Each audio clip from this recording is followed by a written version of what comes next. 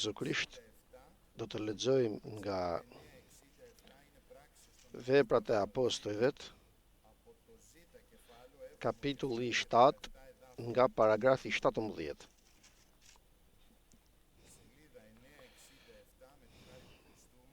Veprat e Apostujve, kapitulli 7, paragrafi 17.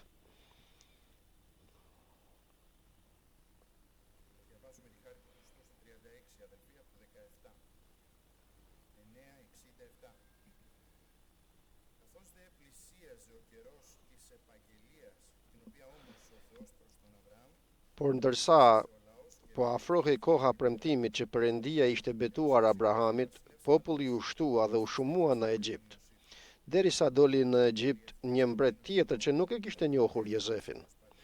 Ky duke vepruar me ligësi kundër skotës son, i keq trajtoi jetër e ta derisa t'i ekspozoi foshnjat e tyre që të mos mbeteshin gjallë. Në atë kohë lindi Mojsiu dhe ishte i bukur në sytë e Perëndisë.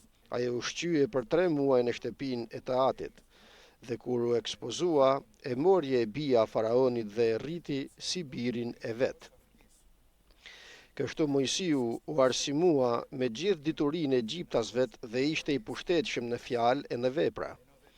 Po kur arriti në moshën 40 vjeçare, i erdhi në zemër të shkojë të vizitojë vëllezërit e tij, bijtë e Izraelit. Kur pas e dikujt po i bëhej një padrejtësi, e mbrojti dhe ja mori hakun të shtypurit duke vrarë egjiptasin. Dhe ai mendonte se vëllezërit e tij do të kuptonin se Perëndia do t'u jepte çlirimin me anë të tij, por ata nuk e kuptuan. Të nesërmen ai u duk në mes tyre ndërsa po ziheshin dhe i këshilloi për paqe duke u thënë: "O burra, ju jeni vëllezër, pse ja bëni me të padrejt njëri tjetrit?" Por ai që ja bënte me të padrejt fqinit të vet, shtyu duke thënë: "Kush të ka vënë ty të parë dhe gjykatës mbi ne? Do të më vrasësh mua ashtu si vrave dje egjiptasin?" Për shkak të këtyre fjalëve të Mojsiu iku dhe banoi si huaj në vendin e Madianit, ku i linden 2 bij. Si kaluan 40 vjet, engjëlli i Zotit i u shfaq në shkretiren e malit Sinai, në flakën e zjarrit të një ferrishteje. Kur e pa, Mojsiu mbeti i habitur nga sa shihte, dhe kur po afrohej për të vërentur, dëgjoi zërin e Zotit, që thoshte: "Unë jam Perëndia e jetërve të tu, Perëndia e Abrahamit, Perëndia e Isakut dhe Perëndia e Jakobit." Por Mojsiu që dridhej i teri nuk guxonte të shikonte. Atëherë Perëndia i tha: "Hiqi sandalet nga këmbët e tua, sepse vendi ku ti po qëndron është tokë e shenjtë. Unë e kam parë qartë pikëllimin e popullit tim në Egjipt dhe dëgjova pëshëretimat e tyre dhe kam zbritur për të çliruar tani. Pra eja, unë do të dërgoj në Egjipt." Atë Mojsiun që e kishin refuzuar duke thënë: "Kush të vuri ty të parë dhe gjykatës?" Po, atë e dërgoi Perëndia si kryetar dhe çlirues me anë të engjëllit që ishte shfaqur në ferrishte. Ai i nxori jashtë duke kryer shenja e mrekulli në vendin e Egjiptit, në detin e Kuq dhe në shkretir për 40 vjet. Amen, fjalës të Zotit. Perëndia i jep premtime. Çfarë do të thotë premtime? Premtimet janë ato të cilat i përkasin të ardhmes dhe drejtohen popullit të tij veçanërisht, ose kryesisht bijve të tij, por edhe të gjithë njerëzve. Kryesisht bijve të tij u jep premtimet përpara se të përmbushen, në mënyrë që kur të vijë ora që të bëhen, ato të realizohen, ta marrë lavdin ai, Perëndia pra. Gëzohet Perëndia që të jap premtime. Gëzohet Perëndia që të flas dhe të thot për premtimet që u jep bijve të tij. Dhe ne gëzohemi ta dëgjojmë kur të na jap premtimet e tij, dhe kjo është një e vërtetë, vëllezër dhe motra.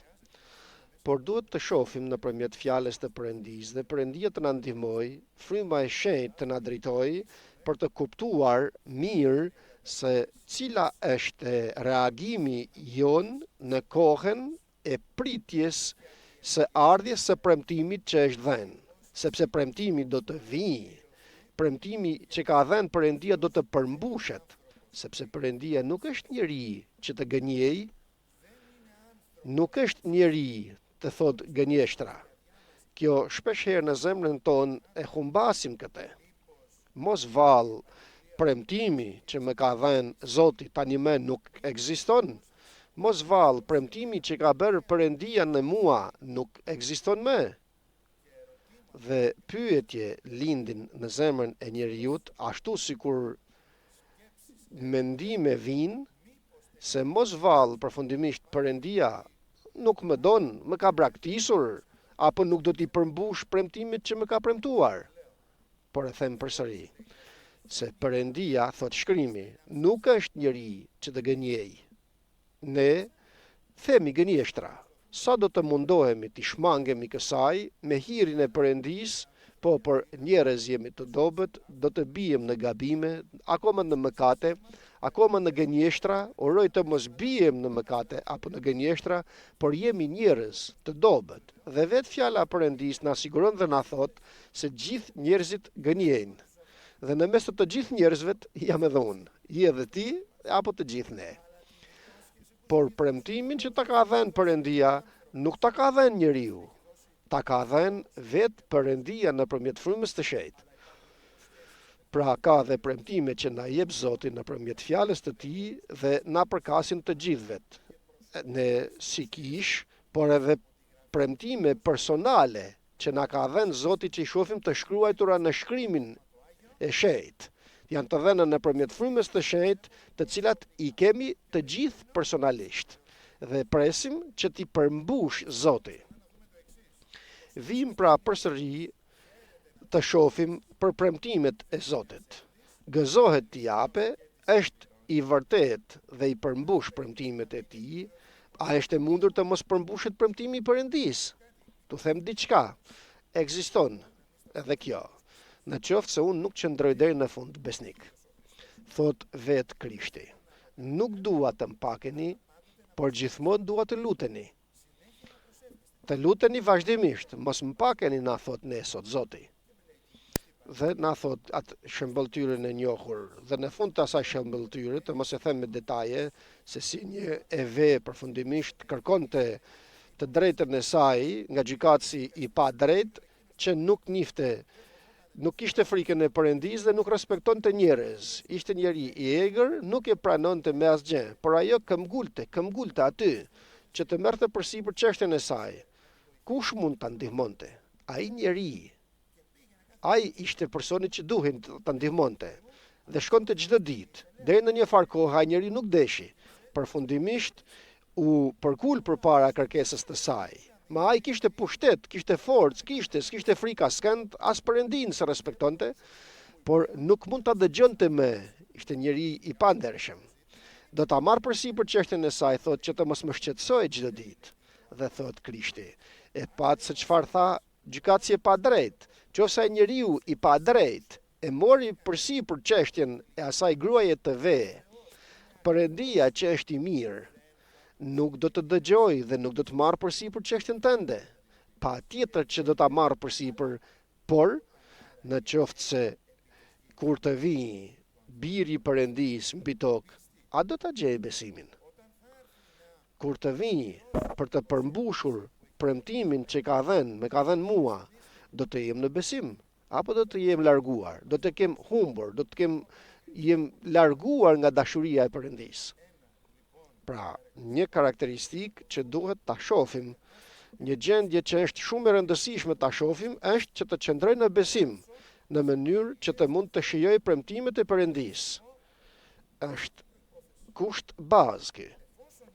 Derisa jam në besim dhe qëndroj në besim, duke luftuar atje në besim me gabimet e mia, me dobësitë e mia, por duke luftuar në to, dhe do të shohim edhe diçka tjetër që na thot fjala e Perëndis, atëherë Perëndia nuk është gënjeshtar, por do ta përmbush premtimin e Tij.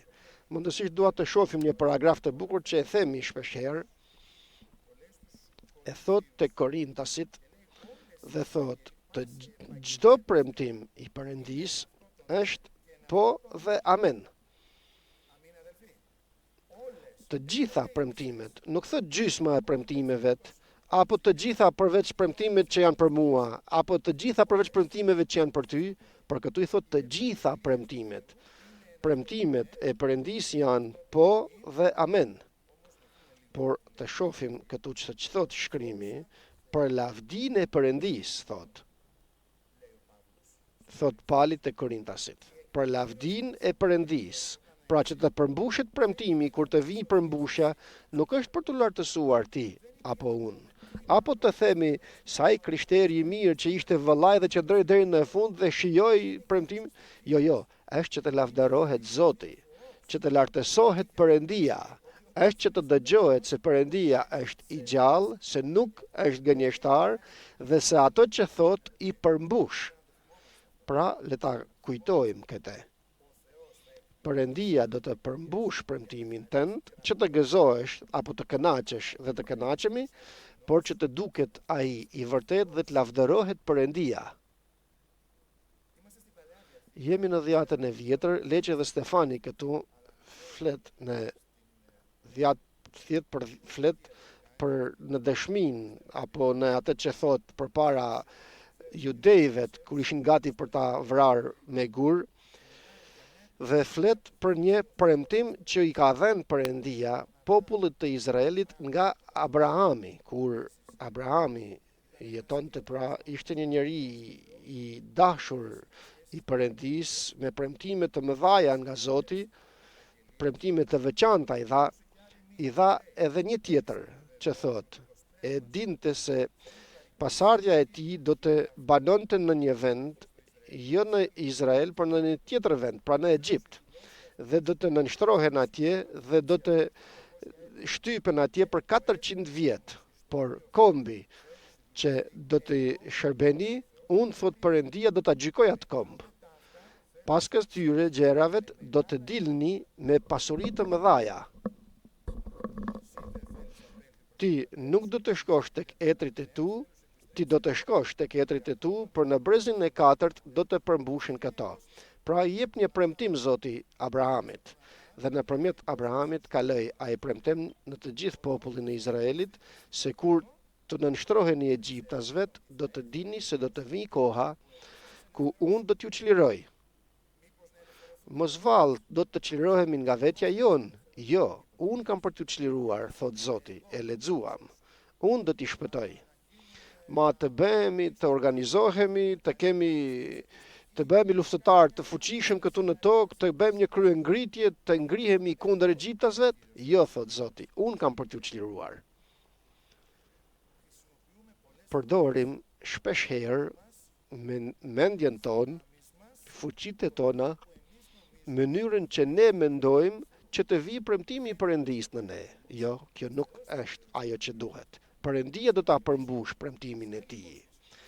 E përsëris edhe një herë tjetër, do të jetë premtimi i Perëndis tek Abrahami, sikur i tha se do të kesh djalë, ke gjithë të pasuri, por unë do të jap fëmijë, thot Zoti. Premtim.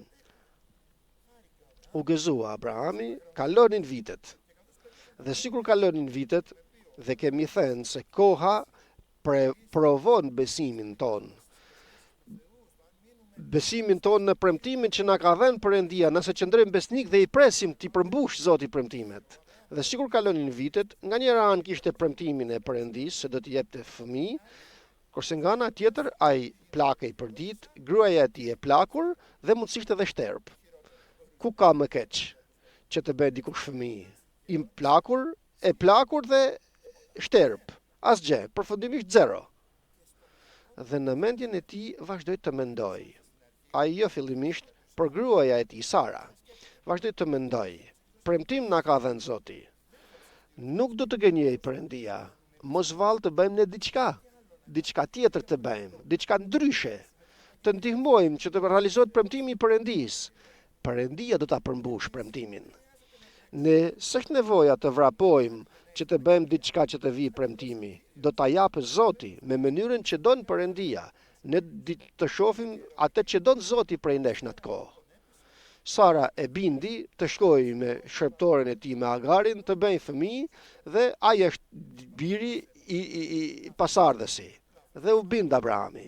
Gabimi i Abrahamit, gabimi i Sarës dhe lindi Ismaeli. Por Ismaeli nuk ishte biri i premtimit. Pasardhja e Abrahamit u mërzit Perëndia, u mërzit. E ndoqi Abrahamin, e mohoi. Jo, patjetër, i dobët Abrahami, gabim bëri. Por erdhi Perëndia i mirë dhe i thot: "Jo Abraham, nuk është ky biri i premtimit. Do të jap djalë nga Sara. Ai do të jetë premtimi që të kam bërë. Ai do të jetë premtimi që të kam premtuar. Pra mos u mundon nga vetja jote, Abraham." Këtu pra është populli i Izraelit dhe është gati, vëllezër dhe motra, atje në Egjipt.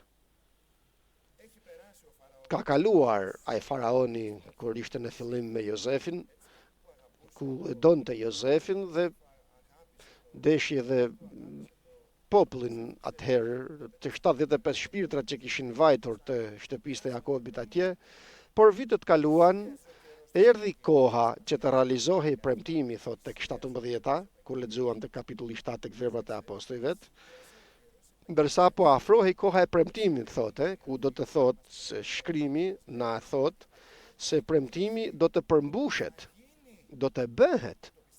E beson, do të bëhet. Kalon koha, sepse themi për premtimet që themi për kohën e ardhshme. Në këtë kohë, po afrohej koha e premtimit që Perëndia i ishte betuar Abrahamit. Nuk ishte një premtim që i japun ty apo ti mua, por është një premtim që vetë Perëndia ja dha Abrahamit. Populli u shumua në Egjipt, u shumua, mirë është kjo, nuk e shoh keq, mirë është të shtohet populli i Perëndisë dhe bekim është kur të shtohet populli i Perëndisë. Derisa u ngrit ose doli një mbret tjetër në Egjipt që nuk e njifte Jozefin, dhe thot tek 19. Ky duke vepruar me ligësi kundër skotës ton, i keq trajtoi etërit tan. Pra, papritur u gjend ose erdhi një tjetër mbret i cili bëri po veproi me ligësi, thot, dhe jo vetëm kjo, por edhe i keq trajtoi. Dhe aty ku do të thonim që prisnim të realizohej premtimi i Perëndisë, shoh tjetër gjendje. Një njeri të më keq trajtoi, një njeri të më përndjek, një komb i tëri, Egjipti, të gjenden kundër tyret, të na keq trajtojnë, pra punë të rënda, punë shumë, pa drejtësi. Lavdi Zotit, vëllezër dhe motra, është ora ku duhet të qëndrojë populli i Perëndisë besnik. Besnik në fjalën e Perëndisë. Në mënyrë që të bëj, që të ekspozojnë dhe foshnjat e tyre. Domethënë të mos lindin më të rinë, fëmijë të rinë, pra të zhdukej si këmbë dal nga dal. Gjendje të mërshme kjo. Dhe le të vim në gjendjen e këtij njeriu. Çfarë prisnin atëherë ato? Ato e njihnin premtimin e Abrahamit. Nga njëra anë shifnin gjendjen në të cilën ishin, dobësinë e tyre, por nga ana tjetër shikonin premtimin e Perëndisë. Mos vallë, premtimi nuk ishte për ne. Mos vallë, përfundimisht bëri gabim. Abrahami nuk kuptoi mirë, nuk dëgjoi mirë zërin e Perëndisë. Mos Perëndia nuk i foli. Mos vallë. Jo, hiqni të gjitha këto nga mendja juaj. Perëndia foli. Zoti të ka premtuar. Mos shif gjendjen se je në një dobësi të plot, por në dobësi të plotë, më keq nuk mund të shkojnë gjërat. Mbaje atë që të ka premtuar Perëndia dhe mbaje dhe të them diçka tjetër, dobësinë tënde. Dobësinë tënde mbaje. Në dobësinë tënde dhe në dobësinë time do të lavdërohet Zoti. Sepse nëse populli i Perëndisë i shkon të gjithë çka mirë, sikur themi, dhe i donin egjiptasit, duam të ikim të thoshte Mesiu, ju lutem ikni, mirë bëni, si do të lavdërohej Zoti? Si do të lavdërohej Perëndia? Dhe këtë eksod të izraelitëve deri më sot e themi dhe e thot fjala Perëndisë edhe në Dhjetën e Re, që është si një shembulltyr për ne të rilindjes, se si na nxori Zoti nga bota, si do të lavdërohet Perëndia. Dhe në atë kohë, ndërsa gjithçka ishte terrë, errësirë e dendur për ta, lindi dikush, Mojsiu, një djalë të cilin na thot Perëndia se ishte i bukur për ta parë, ishte urdhër i faraonit që t'i vrisnin ose t'i hidhnin në lumin e Nilit, nëna e tij nuk e hodhi, e mbajti, e la në lum, nuk mundi ta mbante më pranë saj në shtëpi, do ta dëgjonin, e la në lum dhe në të vërtetën e la në hir dhe në mëshirë të Perëndisë. Për këtë arsye, mos ki frikë të lihesh në mëshirë të Perëndisë. Njerëzit thojnë, ai në mëshirë të Zotit. Uroj të jemi në mëshirë të Zotit, në mëshirë të Perëndisë. Nuk kam shpresë, je në mëshirë të Perëndisë. Shpresa jote është Krishti. S'kam tjetër njeri të qëndroj dhe të mbahem në të. Lavdi Zotit që s'ke njeriu, ke Jezu Krishtin Zotin. Dhe sikur Mojsiu po rritej, ose përpara kësaj e mori, thot, e bia faraonit, ishte në lum, atje princesha e pa të bukur, e mori në pallatin e vet. Dhe vazhdoi të rritej Mojsiu tani. E mësoi se nga ku ishte ky, se ishte hebre, domethënë. Por rritej në pallat, mësoi diturinë dhe kulturën e egjiptasve dhe na thot tek 22-shi. Kështu Mojsiu u arsimua me gjithë diturinë e egjiptasve dhe ishte i pushtetshëm në fjalë në vepra.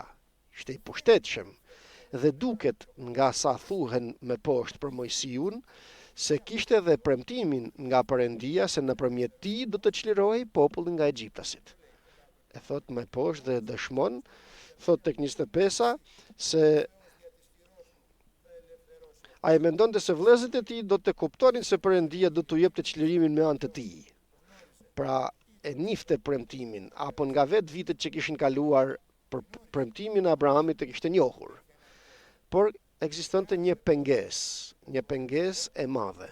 Dhe kjo pengesë e madhe quhej dituria e Mojsiut. E di se çfarë duhet të bëj. E di se si duhet t'i bëj gjëra. E di se si duhet të përmbushet premtimi. E di se si duhet të çfarë të bëj për të marrë premtimin e Perëndisë. Por jo, nuk dim. Nuk njohim gjendjen. Edhe pse ishte i fortë në vepra dhe në fjalë, kjo nuk numëron as pak përpara Perëndisë. Çfarë ta bëjnë një njeri të jetë me shkollë, të ketë dituri, të jetë i fuqishëm? Mirë janë të gjitha këto, por në këtë botë. Por e dim se i fortë është njeriu që është i fortë në Krishtin Jezus. Në Zotin, ai është i fortë. U forcua, thot Davidi, në Zotin Perëndinë e vet.